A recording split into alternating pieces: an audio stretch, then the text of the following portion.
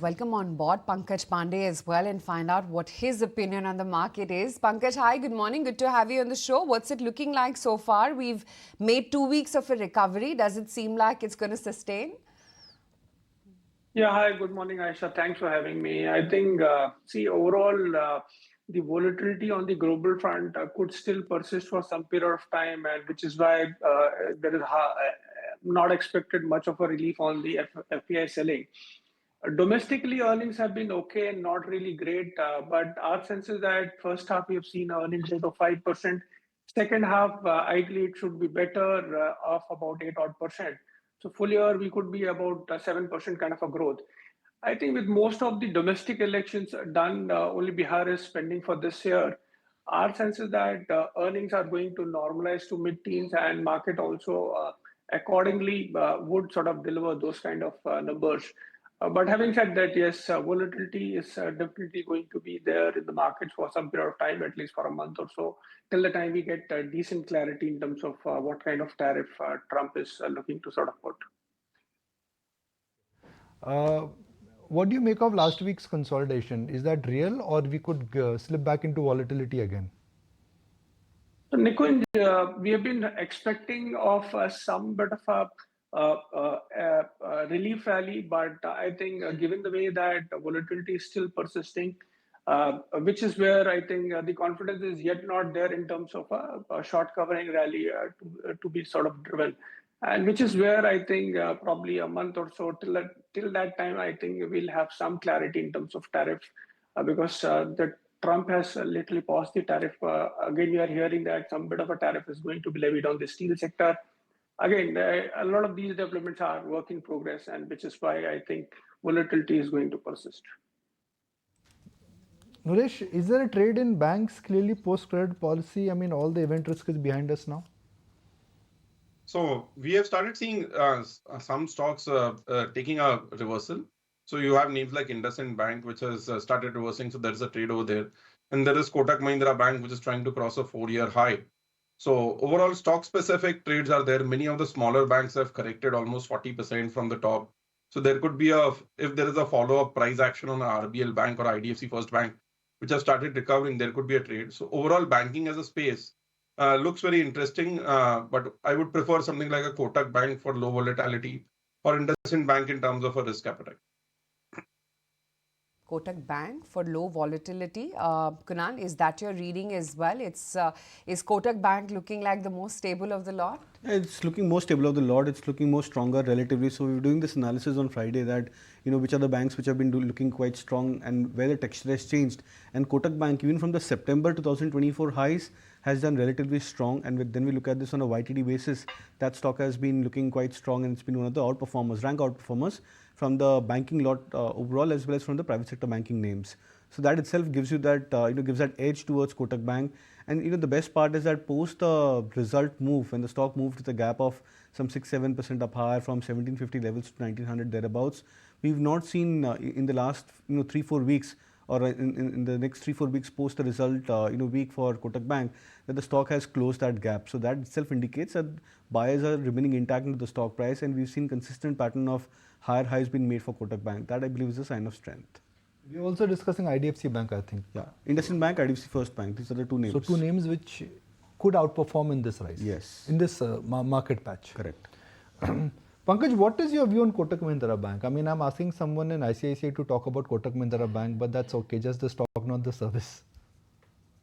So on the Kotak, we hold a very constructive view because I think it's trading at quite attractive at about 1.7 times. So from that perspective, with a bank which can deliver 2% ROAs, 1.7% price to book value looks attractive.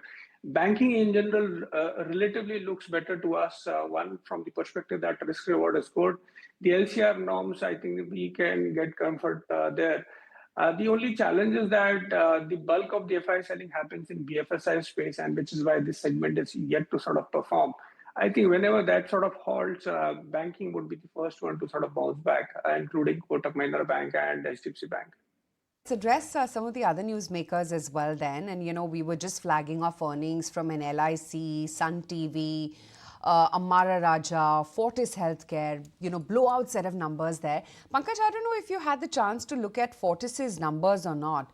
Great set of numbers, and within the larger healthcare pool, I also wanted to understand where is it that you find, value buys still? On the healthcare space, the stock what we like is Narayana Hrudayalaya. I think this is one company which is doing the maximum Capex for the decade. And our sense is that while last quarter was softer, Q3, Q4 onwards, or especially Q4 onwards, the Cayman Island facility will start sort of to contribute.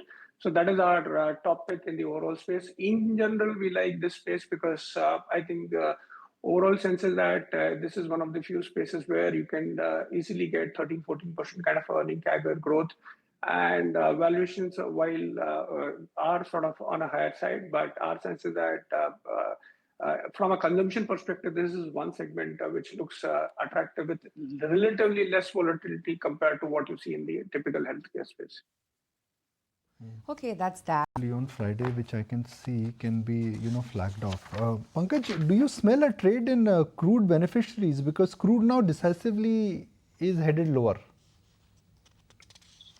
So I think, again, two things. While OMCs can be a beneficiary, but I think the challenge always is that you have the crude oil, you have the currency, which is also on a depreciating side.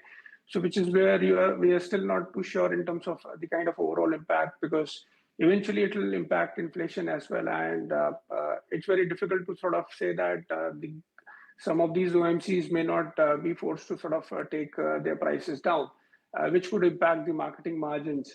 I think within the commodity side, I think two sectors look relatively attractive to us. One is cement. I think the worst is already behind us. January prices are still holding up.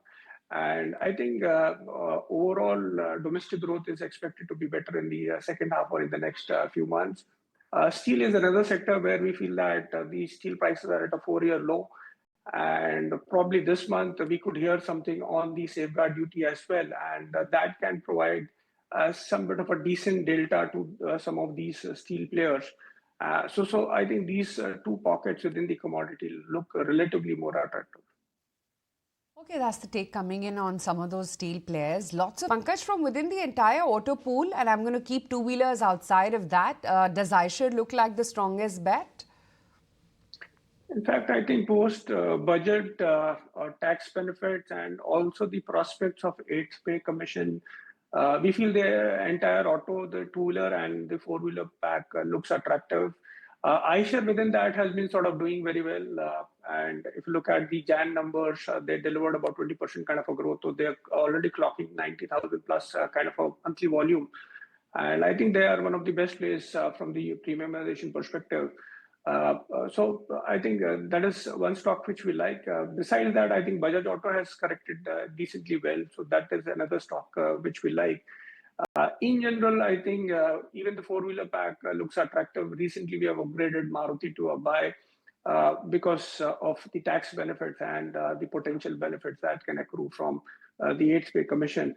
And on top of it, I think M&M continues to do very well across segments, be it SUV or the tractor as a segment. So that is the top pick in this space. Bunch of order wins as well. So, for instance, Ircon has won a 531 crore rupee order. That's an EPC contract for Kavach. There's RVNL, which has turned out to be an L1 bidder for a 210 crore rupee order. There's BHEL. They've got the letter of intent for, one of the projects. And, it's a sizable one at that. We're talking about almost, 660 megawatt, or in fact, 2x of that, actually. There's Viatech Vabag as well. It's a $371 million order for one of the sewage plants in Saudi. There's BEL. They've bagged a 962 crore rupee order, and it's an Indian Navy order. So this stock as well is going to be perhaps active. Pankaj, within the entire Capex theme, while of course budget, everyone was very quick to make that switch, and then of course sanity set in. But other than that, from within the entire Capex pool, where is it that you're finding value right now after the recent correction that's played out? So I think I'll largely stick with larger names like, say, for example, L&T. I think they are clearly sort of walking the talk in terms of ROE expansion. Plus, there is a prospect of Hyderabad Metro monetization. Order inflows have been good. They're beating their guidance. Otherwise, when you look at some of these, a lot of these MNC companies on the capital goods space, I think they're still sort of quite rich from a valuation perspective, while HVDC order is definitely a pleasant surprise. But I think probably some bit of a time correction is required for these stocks to sort of do well. And we expect order inflows to probably catch up from Q1 onwards. I think Q4 is still sort of softer from an order inflow perspective. And in fact, some of the infra names also we had to sort of downgrade the likes of, say, NCC, because company was guiding for 15% kind of a growth, and now they're going to deliver 5%. Largely, again, election-related challenges, and that sort of triggering a muted execution. So, which is why I think one needs to be very selective with large cap names, and till the time order inflows does not improve, I think a bit of a time correction is what we would expect. Pankaj, let me come to you, and I want to talk to you about these companies which are involved in tractors, tractor makers, manufacturers. You have Escorts that will be reporting their numbers, what their street is anticipating that it could be a double-digit growth coming in for the PAT and the revenue. Let's talk about Mahindra and Mahindra. They've gone ahead and upped their tractor guidance. So based on only on this and the way how the government focus has been also on the consumption themes, what's your take coming in on these tractor makers? So I think within the names you mentioned, Escort is clearly not doing well. We've seen this company volumes, off late volumes have really not been doing so good. Compared to that, M&M continues to do very well in terms of tractor volumes. Last month volumes were also quite good. If I recollect, about 17.5% kind of a growth. And I think for this full year, we are expecting a double-digit kind of a growth. We've already seen the tractor margins for M&M improving quarter on quarter to lifetime high levels. So M&M continues to sort of do very well on the tractor side. Escorts is sort of struggling, so I would sort of avoid that. All right, avoid Escorts if you talk about the tractor makers. That note, I'll let you go, Pankaj. Thank you so much for joining us in ET Now to talk about the various sectors to watch out for in trade today, as well as when you talk about the sectoral print. But